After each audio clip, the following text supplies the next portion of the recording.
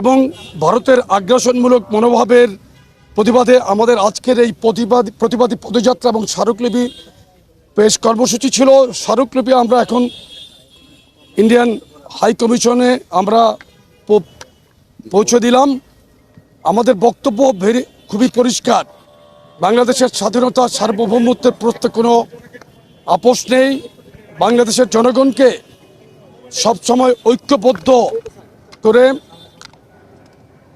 বিএনপির ভারপ্রাপ্ত চেয়ারম্যান জনাব তারেক রহমান সবসময় ঐক্যের কথা বলেছেন, বাংলাদেশের জনগণের অধিকারের কথা বলেছেন, স্বাধীনতা সার্বভৌমত্বের প্রশ্নে কোনো আপোষ নেই এই কথা বলেছেন। এবং এই কথারই প্রতিধ্বনি যুবদল, স্বেচ্ছাসেবক দল, ছাত্রদল আজকে রাজপথে করেছে।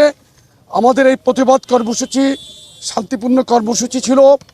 আমরা কোনো প্রকার সন্ত্রাসে বিশ্বাসী না। বাংলাদেশের মুসলমান, শান্তিপ্রিয় মুসলমান, আমরা কোনো সাম্প্রদায়িক দাঙ্গার মধ্যে আমরা নাই। দেখেন, এই 95% শতকরা 95% মুসলমানের দেশে একজন মুসলমান আইনজীবীকে ইসকন যেভাবে নির্মমভাবে হত্যা করেছে সেটা অকল্পনীয়।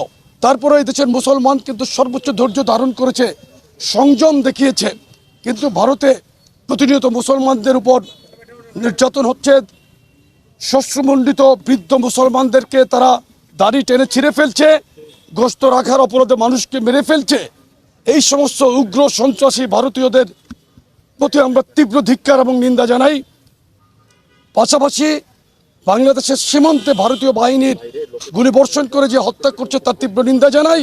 প্রত্যেকটি অপপ্রয়াস, ভারতের অপপ্রয়াসকে আমরা তীব্র নিন্দা জানাই। আমরা ভারতের প্রতি আমরা সুপ্রতিবেশী সুলভ আচরণ চাই। ইতিপূর্বে আমাদের প্রিয় নেত্রী দেশনেত্রী বেগম খালেদা জিয়া বলেছিলেন, বাংলাদেশের বাইরে আমাদের কোনো প্রভু নেই, আমাদের বন্ধু আছে কিন্তু কোনো প্রভু নেই। আমরাও সেই একই নীতিতে বিশ্বাসী। আমরা বন্ধুসুলভ প্রতিবেশী চাই। কোনো আগ্রাসী মনোভাবাপন্ন কোনো প্রতিবেশীর দরকার নাই। আমরা মানুষের অধিকার রক্ষায় সর্ব অবস্থায় জনগণের পাশে থাকবো ইনশাল্লাহ। উল্লেখ করেছি যে আমাদের সহকারী হাই কমিশন হামলার শিকার হয়েছে, ওখানে সম্পদ বিনষ্ট করেছে, ওখানে পতাকা পুড়িয়েছে। এইসব অবমাননার আমরা বিচার দাবি করছি। পাশাপাশি ভারতীয় যে একপেশে মিডিয়া বাংলাদেশের জনগণের বিরুদ্ধে উস্কানিমূলক বক্তব্য দিচ্ছে, বিশেষ করে সাম্প্রদায়িক সম্প্রীতি বিনষ্ট করার জন্য তারা চেষ্টা করছে। এগুলো যাতে ভবিষ্যতে বন্ধ হয়, এরকম উস্কানিমূলক বক্তব্য যাতে আর না দেয়। এবং প্রতিবেশী হিসাবে ভারতকে আমরা অস্বীকার করতে পারবো না, কিন্তু অবন্ধুসুলভ আচরণ থেকে তারা যাতে বিরত থাকে এটা আমরা বরাবরই বলে আসছি।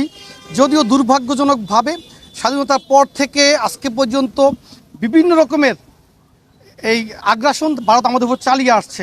শুরু থেকেই তারা সাংস্কৃতিক আগ্রাসন চালাচ্ছে, শুরু থেকেই বাণিজ্য বৈষম্যের নামে তারা অর্থনৈতিক আগ্রাসন চালাচ্ছে। এবং বর্ষা মৌসুমে আপনারা লক্ষ্য করেছেন বাংলাদেশের উৎসমুখের নদীগুলোতে তারা যে বাঁধ দিয়েছিল, এই বাঁধগুলো খুলে দিয়ে তারা আমাদেরকে বন্যা পানিতে ভাসিয়ে দিচ্ছে। তাদের জাতীয় দিবসে বাংলাদেশ থেকে বিভিন্ন সময় তাদেরকে শুভেচ্ছা জানানো হয়, কখনো ইলিশ পাঠানো হয়, কখনো জামদানি পাঠানো হয়। কিন্তু দুর্ভাগ্যজনকভাবে তারা আমাদেরকে ফেলানির লাশ উপহার দেয়, তারা ফেন্সিডিল পাঠায়, তারা ইয়াবা পাঠায় এবং ভরা মৌসুমে তারা বন্যার পানি দিয়ে আমাদেরকে তলিয়ে দেয়। আমরা চাই তারা বন্ধুসুলভ আচরণ করুক। এবং আমরা আরও বলতে চাই, বাংলাদেশের স্বাধীনতা সার্বভৌমত্ব কারো দয়ার দান নয়। শহীদ রাষ্ট্রপতি জিয়াউর রহমান 1971 সালে শুধু ওই রিভোল্ট বলেই ক্ষান্ত হননি, হাতে রিকয়েললেস রাইফেল তুলে নিয়েছিলেন, রণাঙ্গনে ঝাঁপিয়ে পড়েছিলেন, শৌর্য, বীর্য আর সাহসের পরীক্ষায় উত্তীর্ণ হয়ে স্বাধীনতার লাল সূর্যটাকে ছিনিয়ে এনেছিলেন। পাশাপাশি আমাদের প্রিয় নেতা দেশনায়ক জনাব তারেক রহমান হাজার মাইল দূরে থেকেও বাংলাদেশের প্রতি ইঞ্চি ভূমির স্বাধীনতা সার্বভৌমত্ব রক্ষা করার জন্য নিরন্তর সংগ্রাম চালিয়ে যাচ্ছেন। বাংলাদেশের জনগণকে ঐক্যবদ্ধ করে এই সংগ্রাম আমরা চলমান রাখবো ইনশাআল্লাহ। বিশেষ করে বাংলাদেশ জাতীয়তাবাদী যুবদল, বাংলাদেশ জাতীয়তাবাদী স্বেচ্ছাসেবক দল, বাংলাদেশ জাতীয়তাবাদী ছাত্রদল ঐক্যবদ্ধভাবে ভবিষ্যতে বাংলাদেশের বিরুদ্ধে যে কোনো ষড়যন্ত্র রুখে দেবে ইনশাআল্লাহ। আমরা যেটি বলতে চাই সেটি হচ্ছে, আপনারা জানেন যে গত 2 নভেম্বর আমাদের সরকারি হাই কমিশন যেটি আগরতলাতে অবস্থিত, সেখানে হিন্দুত্ববাদী কিছু বিচ্ছিন্ন উচ্ছৃঙ্খল যে একটি মব তৈরি করেছিল এবং বাংলাদেশি পতাকাকে তারা অবমাননা করেছিল। বাংলাদেশি যে আমাদের রাষ্ট্রদূতরা রয়েছে তাদেরকে ভয়ভীতি দেখিয়ে তারা কক্ষ থেকে বের করে দিয়েছিল। যেটি ভিয়েনা কনভেনশন 1961-এর সুস্পষ্ট লঙ্ঘন 26 ধারায়, সেটি আমরা এখানে আমাদের স্মারকলিপিতে সেটি আমরা বলার চেষ্টা করেছি।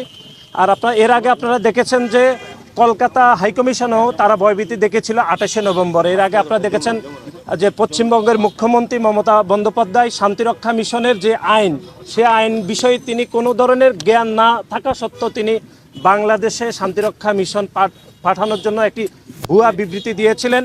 এর আগে আপনারা দেখেছেন বাংলাদেশে একজন নাগরিককে গ্রেপ্তারের প্রতিবাদে ভারতের সাউথ ব্লক যেরকম বিবৃতি দিয়েছিল, সেটি বাংলাদেশের স্বাধীনতা সার্বভৌমত্বের উপর বরখলাপ বলে আমরা যেটি আমাদের স্মারকলিপিতে উল্লেখ করেছি, সেটি ভারতীয় হাইকমিশনের দুজন উচ্চপদস্থ কর্মকর্তা আমাদেরকে অত্যন্ত সৌহার্দ্যপূর্ণ পরিবেশে তারা এটি গ্রহণ করেছে।